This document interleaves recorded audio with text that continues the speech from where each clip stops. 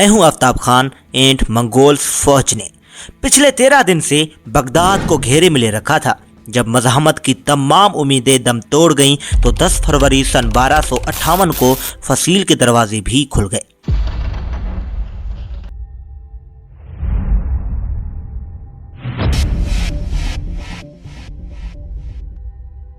सैंतीसवें अब्बासी खलीफा मुस्तसिम बिल्लाह अपने वज़रा और अमरा के हमरा मरकज़ी दरवाजे से बरामद हुए और हलाकू खान के सामने हथियार डाल दिए। बट हलाकू ने वही किया जो उसके दादा चंगेज़ खान पिछली गुजरी हुई सदियों से करते चले आए थे। उसने खलीफा के अलावा तमाम इशराफिया को वहीं तलवार के घाट उतार दिया और मंगोल जल्द ही बगदाद में दाखिल हो गए। उसके अगले चंद दिन तक जो हुआ उसका कुछ अंदाज़ा मूर्ख अब्दुल्ला वसाफ शेराजी के अल्फाजों से लगाया जा सकता है। वो शहर में भूखे कदहों की तरह फिर गए, उस तरह जैसे गजबनाक भेड़िए भेड़ों पर हिला बोल देते हैं।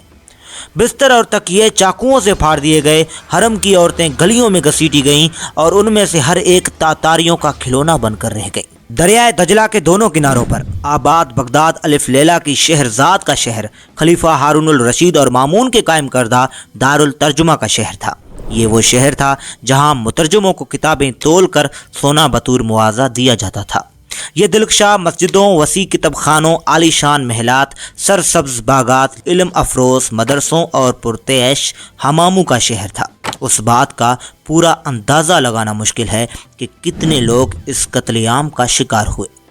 मूर्खीन का अंदाज़ा है कि 2 लाख से लेकर 10 लाख लोग तलवार या तीर या भाले के घाट उतार दिए गए। तारीख गवाह है कि बगदाद की गलियां लाशों से उठी पड़ी थी। चंद दिन के अंदर अंदर उनसे उठने वाले ताउफुन की वजह से हलाकू खान को शहर से बाहर खेमा लगाने पर मजबूर होना पड़ा। उसी दौरान जब अजीमुल शान शाही महल को आग लगाई गई तो उसमें इस्तेमाल होने वाले आबनूस और संदल के कीमती लकड़ी की खुशबू आसपास के इलाके की फिजाओं में फैल गई और मंगोल सिपाहियों ने एक नस्ल के अंदर अंदर दुनिया के बड़े हिस्से को अपना बाजगुजार बना लिया। कुछ उसी तरह का नज़ारा दरियाए दजला में भी देखने को आया। कहा जाता है कि उस असाती दरिया का मटियाला पानी पहले चंद दिन सुर्ख बहता रहा और फिर स्याह पड़ गया। सुर्खी की वजह वो खून था जो गलियों से बह बह कर दरिया में शामिल होता रहा, और स्याही उस वजह से कि शहर के सैकड़ों किताबखानों में महफूज नादर नुस्खे दरिया में फेंक दिए गए थे और उनकी स्याही ने घुल घुल कर दरिया की सुर्खी को मैंद कर दिया। फारसी के अजीम शायर शेख सादी खासा अरसा बगदाद में रहे थे और उन्होंने यहीं के मदरसा निज़ामिया में तालीम हासिल की थी। चुनांचे उन्होंने सकूत बगदाद का यादगार नोहा लिखा जिसका एक एक शायर दिल को दहला देता है। हलाकू खान ने 29 जनवरी सन 1257 को बगदाद के मुहासरे का आगाज़ किया था। हमले से पहले उसने खलीफा को लिखा, लोहे के सूए को मुक्का मारने की कोशिश ना करो, सूरज को बुझी हुई मोमबत्ती समझने की गलती ना करो, बगदाद की दीवारें फ़ौरन गिरा दो और उसकी खुंदकें पाट दो, हुकूमत छोड़ दो और हमारे पास आ जाओ। अगर हमने बगदाद पर चढ़ाई की तो तुम्हें गहरी तरीन पाताल में पनाह मिलेगी, ना बुलंद तरीन आसमान में। 37वें अब्बासी खलीफा मुस्तसिम बिल्लाह की वो शान व शौकत तो नहीं थी जो उनके अजीमुल शान जायदाद के हिस्से में आई थी, लेकिन फिर भी मुस्लिम दुनिया के बहुत हिस्से पर उनका सिक्का चलता था और खलीफा को ज़म था कि उस पर हमले की खबर सुनकर मिराक्श से लेकर ईरान तक की सभी मुसलमान उनके सामने सीना पर हो जाएंगे। चुनांचे खलीफा ने हलाकू खान को जवाब में लिखा, नौजवान 10 दिन की खुशकिस्मती से तुम खुद को कायनात का मालिक समझने लगे हो। जान लो कि मशरिक से लेकर मगरिब खुदा के मानने वाले अहले ईमान मेरी राय है, सलामती से लौट जाओ। हलाकू खान को अपने मंगोल सिपाहियों की सलाहियतों पर पूरा एतमाद था। वो पिछले 4 अशरों के दौरान अपने आबाई वतन मंगोलिया से निकलकर 4000 मील दूर तक आ पहुँचे थे और उस दौरान मालूम दुनिया के बड़े हिस्से को अपना मत्तिया बना चुके थे। बगदाद पर हमले की तैयारियों के दौरान न सिर्फ हलाकू खान के भाई मंगो खान ने ताज़ा दमदस्ते भिजवाए थे, बल्कि आर्मीनिया और जॉर्जिया से खासी तादाद में मसीही फौजी भी आन मिले थे जो मुसलमानों से सिलेबी जंगों में यूरोप की शिकस्त का बदला लेने के लिए बेताब थे।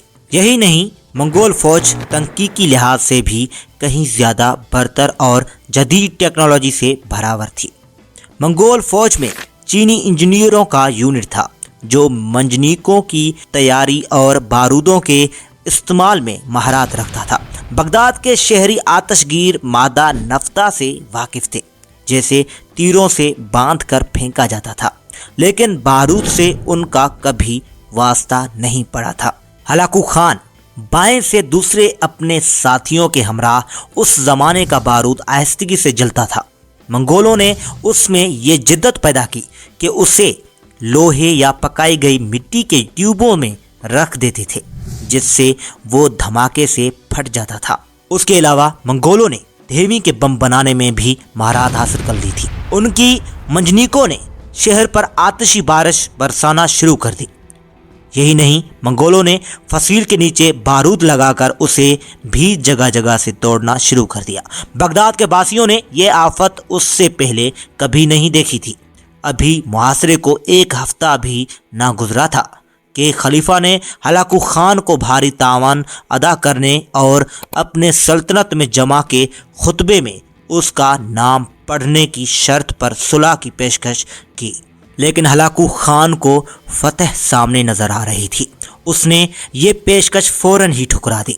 आखिरकार 10 फरवरी का दिन आ ही गया जब खलीफा ने शहर के दरवाजे मंगोलों के लिए खोल दिए। मंगोल मजहब में किसी बादशाह का ज़मीन पर खून बहाना बदशगुनी समझा जाता था, इसलिए हलाकू शुरू में खलीफा को ये बावर करवाता रहा जैसे वो बगदाद में उसका मेहमान बनकर आया है। खलीफा की हलाकत के बारे में कई कहानियाँ मशहूर हैं, ताहम ज़्यादा हलाकू के वज़ीर नसीरुद्दीन तूसी का बयान है कि जो उस मौके पर मौजूद थे। वो लिखते हैं कि खलीफा को चंद दिन भूखा रखने के बाद उनके सामने एक ढका हुआ ख्वान लाया गया। भूखे खलीफा ने बेताबी से ढक्कन उठाया तो देखा कि बर्तन हीरे जवाहरात से भरा हुआ है। हलाकू ने कहा, खाओ। मुस्तसम बिल्लाह ने कहा, हीरे कैसे खाऊं? हलाकू ने जवाब दिया, अगर तुम इन हीरों से अपने सिपाहियों के लिए तलवारें और तीर बना लेते तो मैं दरिया पार ना कर पाता। अब्बासी खलीफा ने जवाब दिया, खुदा की यही मर्जी थी। हलाकू ने कहा, अच्छा तो अब मैं जो तुम्हारे साथ करने जा रहा हूँ वो भी खुदा की मर्जी है। उसने खलीफा को निमधू में लिपट कर उसके ऊपर घोड़े दौड़ा दिए ताकि ज़मीन पर खून ना बहे। बगदाद की बुनियाद मुस्तसम बिल्लाह की जद अबू जाफ़र बिन अल मंसूर ने सन 762 में बगदाद नामी एक छोटे से गांव के करीब रखी थी। सिर्फ चंद अशरों के अंदर अंदर ये बस्ती दुनिया की तारीख के अजीम तरीन शहरों में शामिल हो गई।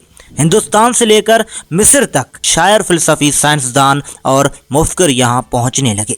उसी ज़माने में मुसलमानों ने चीनियों से कागज़ बनवाने का तरीका सीख लिया और देखते ही देखते शहर इल्मी सरगर्मियों से मामूर हो गया। नवीं सदी में बगदाद का हर शहरी पढ़ लिख सकता था। तो गाइस, ये थी बगदाद की कहानी।